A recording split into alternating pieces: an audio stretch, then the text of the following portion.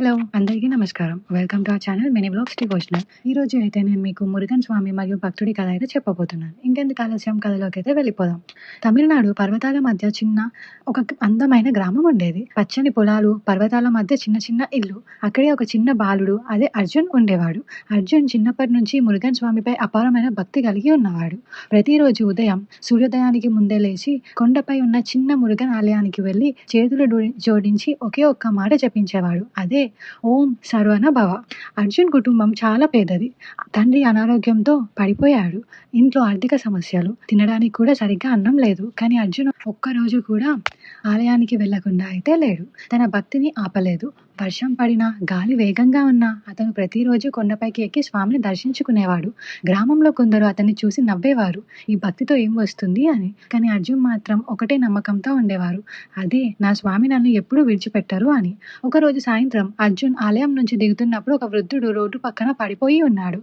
అతను బలహీనంగా ఆకలితో వణికిపోతున్నాడు. అర్జున్ దగ్గర ఉన్న ఒక్క అన్నం ముద్ద కూడా అతనికే ఇచ్చాడు. తాతయ్య, మీరు తినండి, నాకు స్వామి ఉన్నారు అని చెప్పాడు. ఆ వృద్ధుడు సంతోషంగా చూశాడు, కానీ ఏమీ చెప్పలేదు. తర్వాత రోజు అదే వృద్ధుడు మళ్ళీ అర్జున్ దగ్గరికి వచ్చాడు. నీ భక్తి నిజమైతే ఈ కొండపై ఉన్న పెద్ద రాయిని కిందకు తీసుకురా అని చెప్పాడు.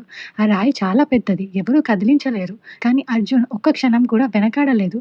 అర్జున్ రాయి దగ్గరికి వెళ్ళి 2 చేతులతో నెట్టడం ప్రారంభించాడు. చేతులు గాయపడ్డాయి, కాళ్ళు వణికాయి, చెమటలు కారాయి. కానీ అతని నోటు ఒక్కటే మంత్రం, ఓం సర్వణ భవ, ఓం సర్వణ భవ అని.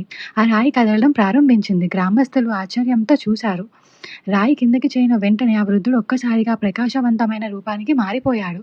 ఆకాశం నిండా వెలుగు, మయూర వాహనం ప్రత్యక్షం, చేతిలో ఆయుధం. అతను మరెవరో కాదు, స్వయంగా లార్డ్ మురుగన్ స్వామియే. అర్జున్ కళ్ళల్లో ఆనంద బాష్పాలు. అతను నేలపై పడిపోయి నమస్కరించాడు. మురుగన్ స్వామి చిరునవ్వుతో అన్నాడు, అర్జున్, నీ భక్తితో నన్ను ఎంతో సంతోషపరిచావు. నీకు ఏం కావాలో చెప్పు అని. అర్జున్ చేతులు జోడించి ఇలా అన్నారు, నా తండ్రి అనారోగ్యంగా ఉన్నారు, అతను ఆరోగ్యంగా ఉండాలి, మా గ్రామం ఎప్పుడు సంతోషంగా ఉండాలి అని. మురుగన్ స్వామి ఆశీర్వదించగానే అర్జున్ తండ్రి ఆరోగ్యంగా మారాడు. గ్రామంలో వర్షాలు బాగా పడ్డాయి, పంటలు పుష్కలంగా పండాయి. ఎవరికీ కష్టం లేదు. గ్రామం మొత్తం ఆనందంతో నిండిపోయింది. మురుగన్ స్వామి చివరిగా ఇలా అన్నాడు, నన్ను నిజమైన భక్తితో పిలిస్తే నేను ఎప్పుడు నీతోనే ఉంటాను అని. భక్తి ఉన్న చోటే నేను ఉంటాను. భక్తి అంటే కోరికలు కాదు, అది ఒక నమ్మకం. పరీక్షలు వస్తాయి, కానీ దేవుడు మనల్ని ఎప్పుడు విడిచిపెట్టాడు. ఓం సర్వణ భవ అనేది విశ్వాసానికి శక్తి. ఈ కథ మనకు చెప్పేది ఏంటంటే, భక్తి మరియు విశ్వాసం ఉంటేనే దివ్య అనుగ్రహం అనేది ఉంటుంది. ఓం సర్వణ భవ.